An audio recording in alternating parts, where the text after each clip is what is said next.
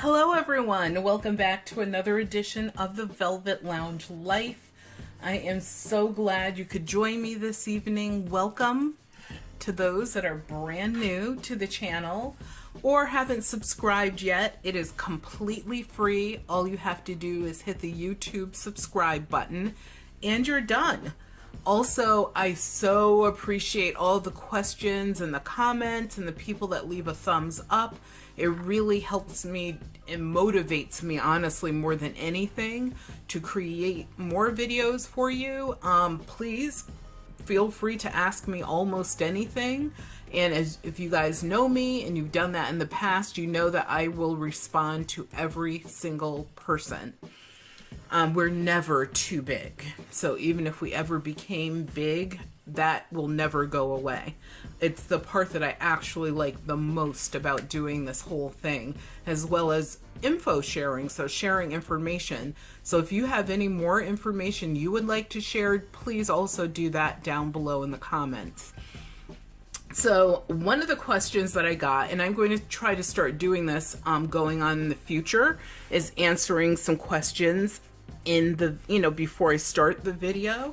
But they're very valid questions. They're awesome. And I just think that more information that people have, the better. And of course, you can do it with it as you please, which is the most important part of it. Democracy. But anyway, this question came from someone asking me about stamps. They wanted to know, how do I know what stamps to use and what stamps not to use, and which are valuable versus those that are not as valuable or have very little value? Outstanding question. For me personally, I believe that this question does vary by individual and that individual's motivations. So me, I am not overly motivated by the value of something. I'm more motivated by how beautiful it is, if I'm going to add it to my collection, or if it's something I'm going to use, or the third, something I'm going to give away, gift to someone, or donate. So for stamps, just using that example, it really depends, like, on the image. Like, if the image is just something that, I can relate to, or it's just beautiful in my own opinion, most likely I will save that for my collection. Now, yes, I do have common sense, so I will do a high level of investigation and research into the value of things that I think have, more value than the norm. Now, when it comes to stamps, obviously there are millions upon millions of them that were issued here in the United States, let alone other countries. So stamps are sort of like fossils, where you can find an amazing fossil and it could be in perfect condition, but it may not necessarily be anything of high monetary value. However, intrinsic value, I think that, can't be overlooked. So that item maybe belongs in a museum or somewhere where other people can learn and enjoy it and see it as well. So to me, there's like really two different values. A third, if I want to say something about recycling, reusing, reusability, that type of thing. So for me, if a stamp is worth, I will just say $5 or less, it is definitely something that I would use in a project, me personally. However, other people might feel completely different about that, and that is okay. I'm not going to go out and purposely buy a $5 stamp. The stamps I have, I've inherited over the years, just like many other people, including the person that asked this question. So what I would say is definitely do your research. Also, there are like expos and different group events that people have, and I know there are stamp shows that you can attend and bring a few of what you think are your best stamps from your collection. to the stamp show. There are people there that will be glad to talk to you about them for an umpteenth number of hours. Whatever you do, etiquette-wise, do not bring a giant collection with you. Do not bring hundreds or dozens of stamps. Really, you want to bring probably about 10 to 12 max.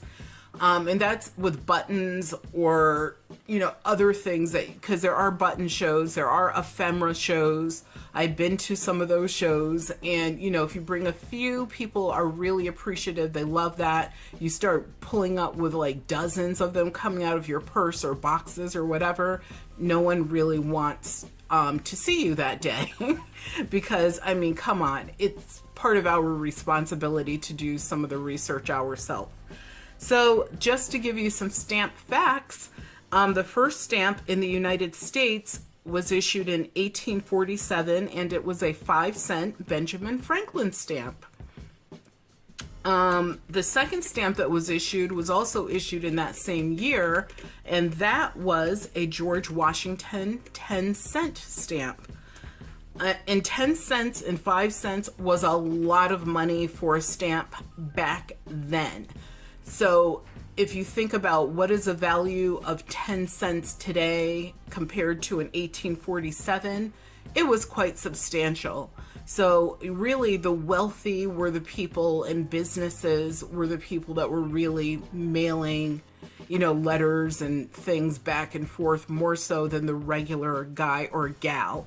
Sometimes you could piggyback if you knew that, you know, I'm making this number up, but if you knew that you had 10 relatives that were sending something to Bobby Joe, you know, who is 32, you know, million miles away somewhere, then you could kind of like put a bunch of letters and things into that parcel and then buy the one stamp, you know, collectively, and then have your items shipped off. That was like one way of getting around the whole Stamp Act.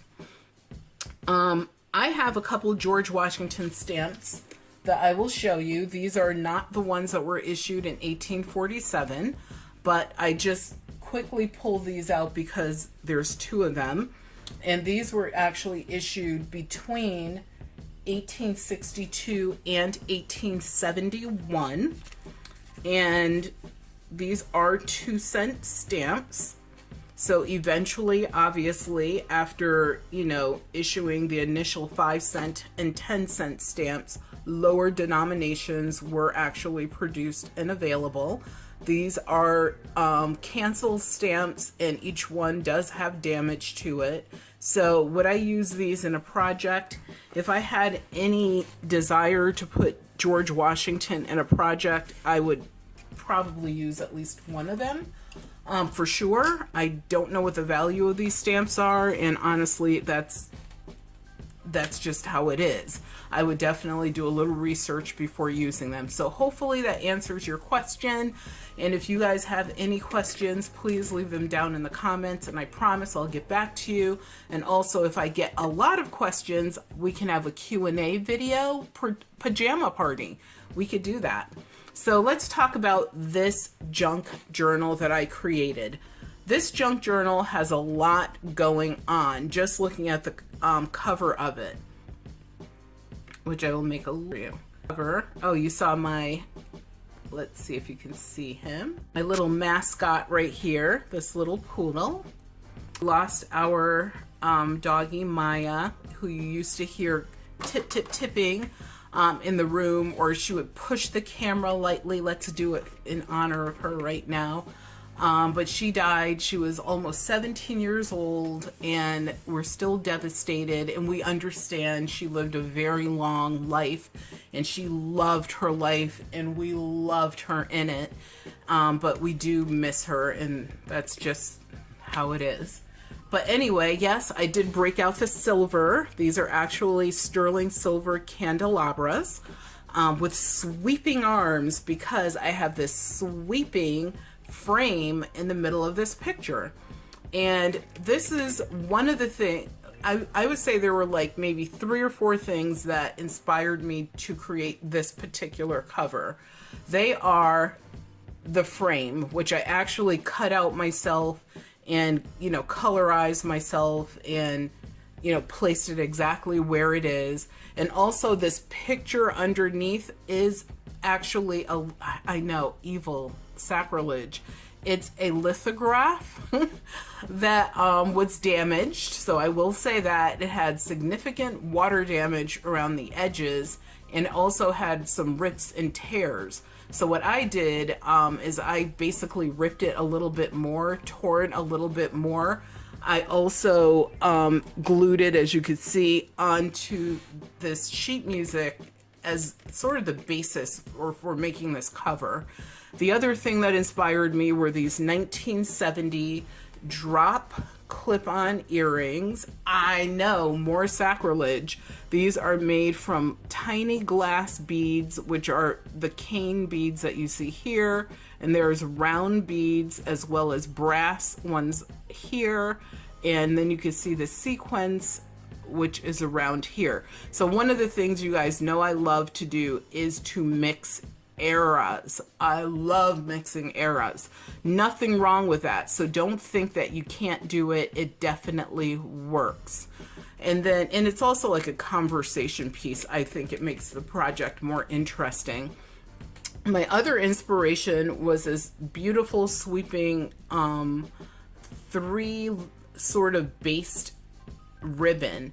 So I put that down, and you can see I even tried to keep some of the swirliness in it as I glued it down. So versus making everything flat, your covers do not have to be flat. They can be bold, in charge, 3D, 4D, whatever D you feel comfortable with. But the thing is, does it inspire you? If so, go for it. Here you can see peeking out a mother of pearl button is here. There's also another one right there.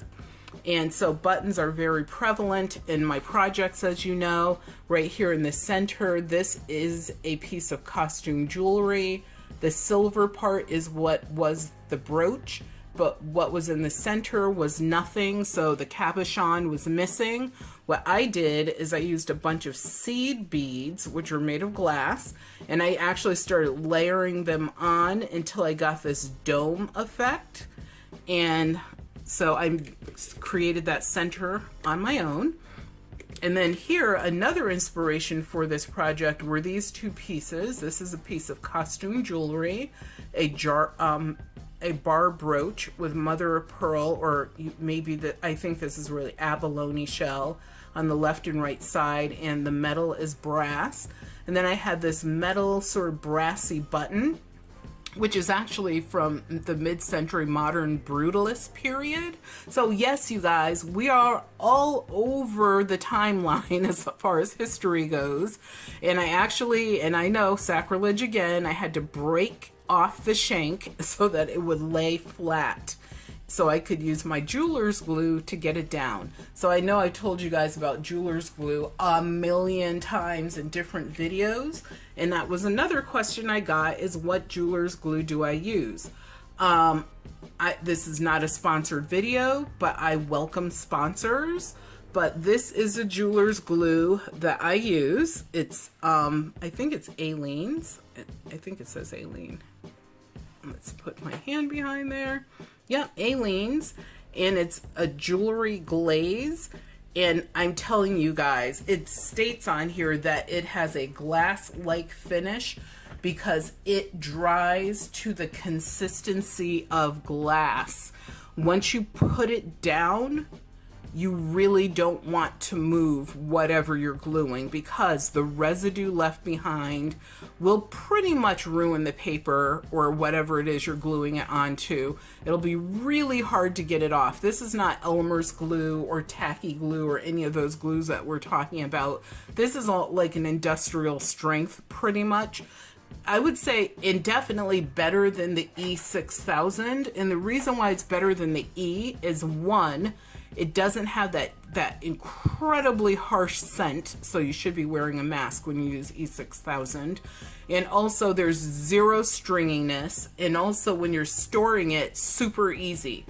There's the funnel and pointed tip for application, so you don't waste any, unlike the E6000 where you have to stab into it and then you end up with a bigger hole than you want. And also the E6000 comes out sort of in that rounded bead. This comes out in a really nice silky fluid or liquid. So easy to use. Clean up, I mean, you just put the lid on it and you're done.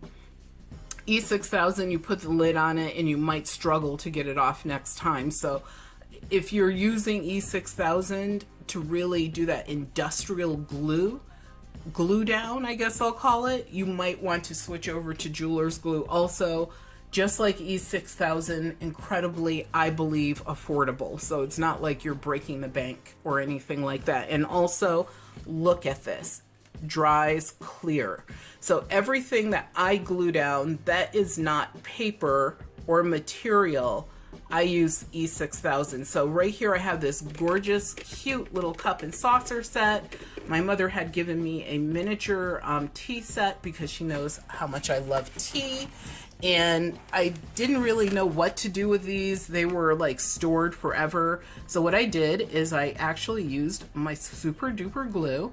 I roughed up the edges of this a little bit to sort of take some of the gold metallic finish off. And then I just glued them on there using that jeweler's glue. And you do have to, if you use a jeweler's glue, let the item lie flat for 24 hours. So that's another thing, is just, timing is everything, and patience, of course, is a virtue. And here you can see I have the word introduction that actually came from a modern day magazine. And I think it actually came from a Rolling Stone magazine. This is a cluster of rhinestones once again. And here's a miniature cluster of rhinestones.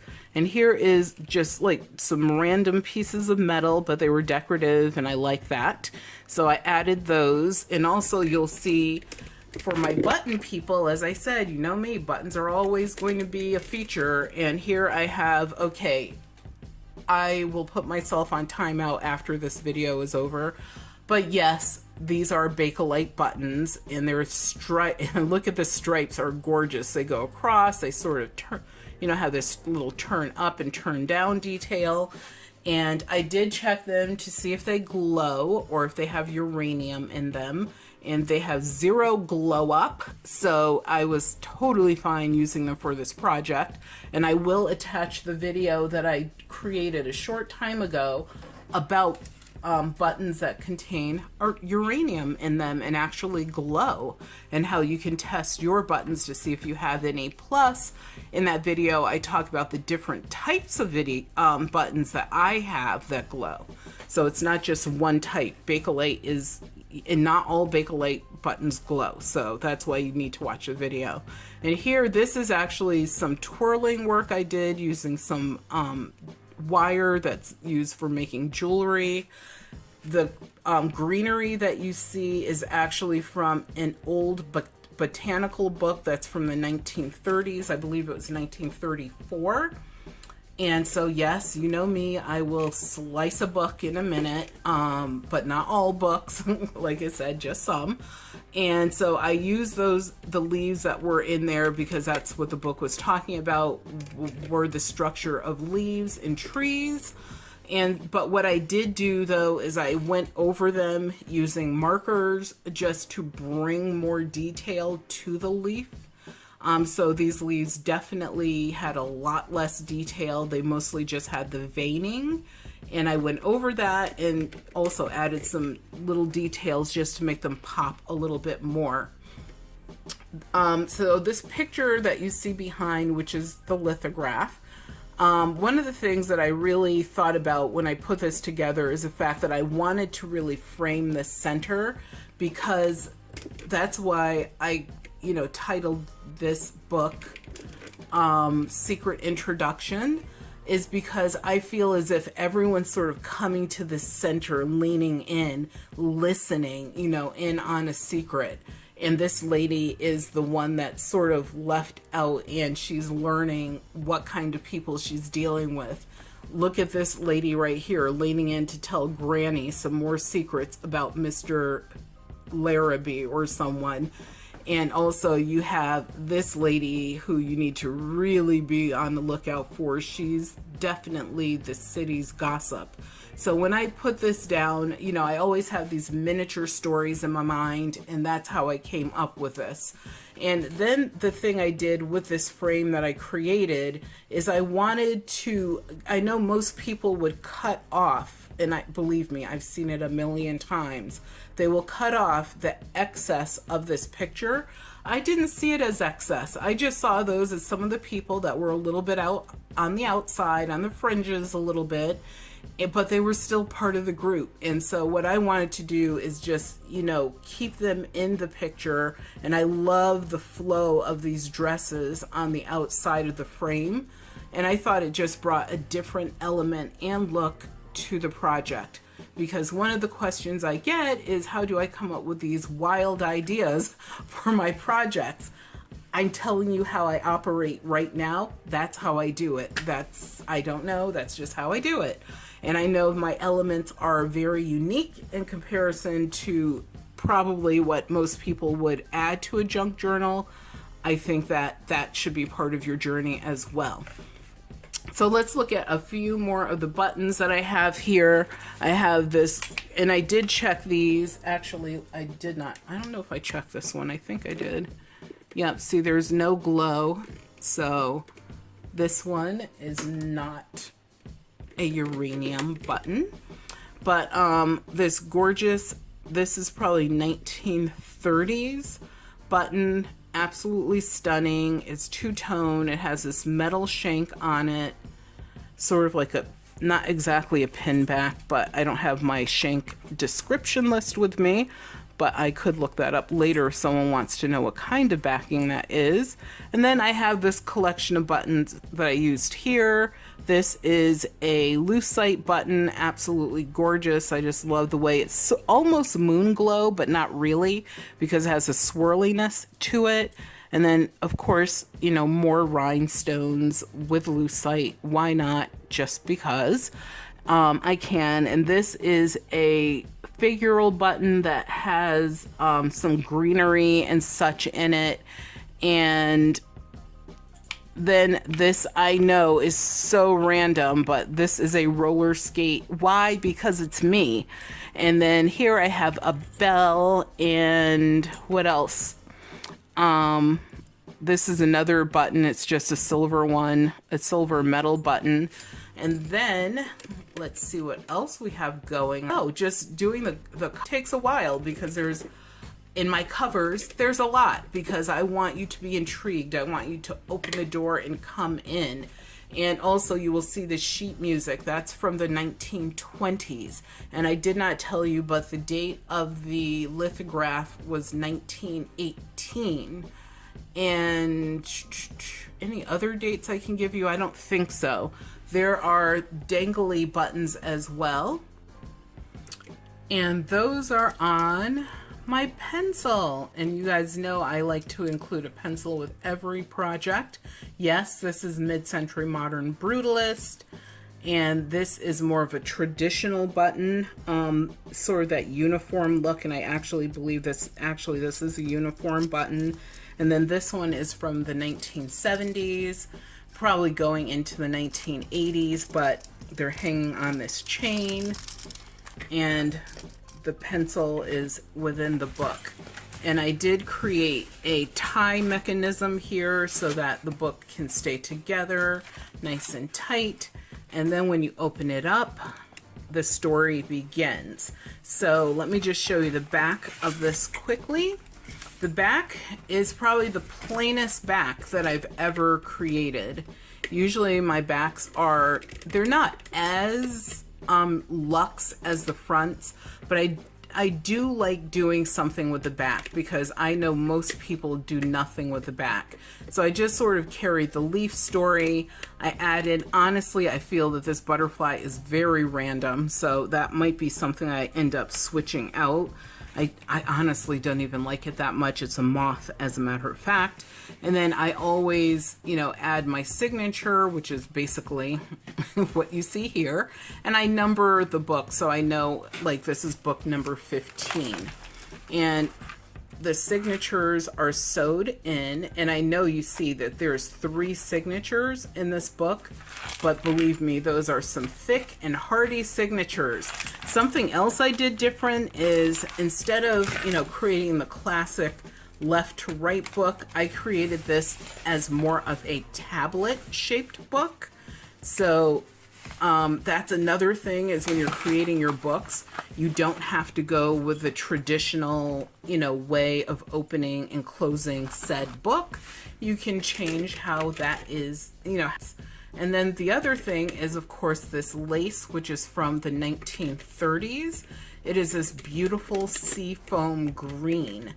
And you see this dangly, it actually says something about dreams are made of love. So this is from the 1990s. So like I said, all eras are represented in this, but I think they all go together. So I am going to stop there, and part 2 of this video, we will go inside of the book so that you can have a full tour and see, as well as you can become the new owner or caretaker of this book. And I will tell you how you can do that in that video as well. So thank you so much for tuning into the Velvet Lounge Life. Remember that your health is your wealth, and without your health, you have absolutely nothing. Thank you for the thumbs up, the comments, and the subscribe. I really appreciate it. And we are just so happy to have you all here as part of this community. Be well and have a great day.